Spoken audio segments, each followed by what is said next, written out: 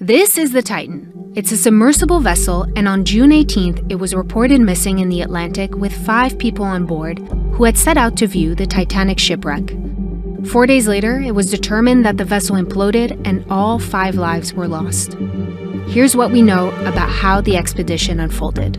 It's early Friday morning on June 16th, and the Polar Prince, a Canadian research vessel carrying a submersible called the Titan, departs from Newfoundland in Canada. The Polar Prince leaves St. John's Port at 8:44 a.m. Eastern, and it heads out on a mission for the Titan to view the Titanic shipwreck located here, about 400 miles off the coast of Newfoundland. The Titan was designed and built by a company called OceanGate. According to the OceanGate's website, it's 22 feet long and weighs around 21,000 pounds, and it has 1 porthole window. OceanGate says the Titan was designed to take 5 people down to depths of 13,000 feet into the ocean. The Titanic rests at 12,500 feet. For comparison, that's about 10 stacked Empire State Buildings. Saturday, June 17th. Captain Hamish Harding, a British businessman and pilot, announces via Instagram that he's going to be one of the crew members on board the Titan.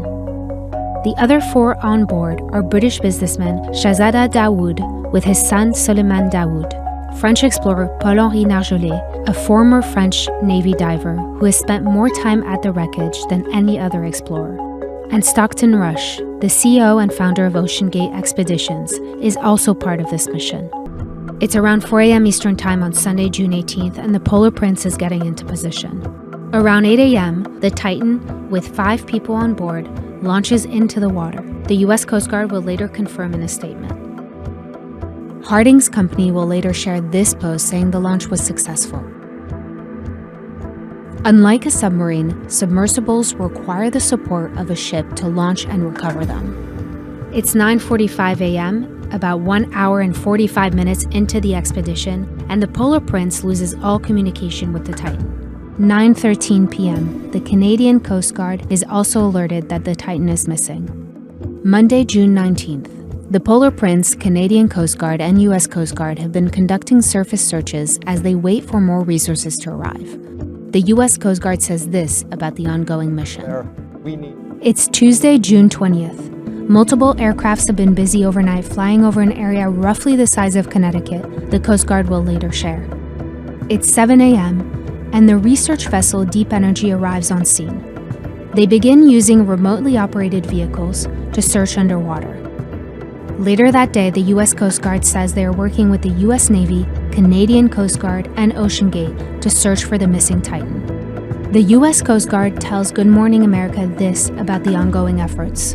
This is a complex case, and the Coast Guard doesn't have all the resources to be able to effect this kind of rescue, although this is an area that's within our search zone. It's around 1 p.m., and the Coast Guard holds a press conference to update on the search and rescue operations. We know there's about 40 hours of breathable air left based on that initial report. Again, that was just the initial report based on 96 hours. It's Wednesday, June 21st. It's been 3 days since the Titan was reported missing. Around 12 a.m. Eastern, the U.S. Coast Guard tweets this. One of Canada's search planes says they've detected underwater noises in the search area. The U.S. Coast Guard says this about the noises. The noises have been described as banging noises, but again, they have to put the whole picture together in context, and they have to eliminate potential man-made sources other than the Titan. Thursday, June 22nd. At 11:48 a.m., the Coast Guard announces via Twitter that a debris field was found within the search area near the Titanic. 3 p.m. Eastern, OceanGate releases a statement saying they believe all 5 passengers of the Titan are dead. They add that these men were true explorers who shared a distinct spirit of adventure and a deep passion for exploring and protecting the world's oceans. In an area that was approximately 1,600 feet from the wreck of the Titanic, the debris is consistent with the catastrophic loss of the pressure chamber.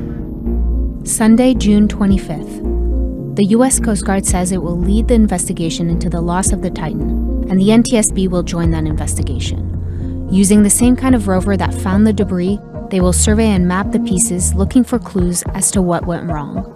My primary goal is to prevent a similar occurrence by making the necessary recommendations to enhance the safety of the maritime domain worldwide.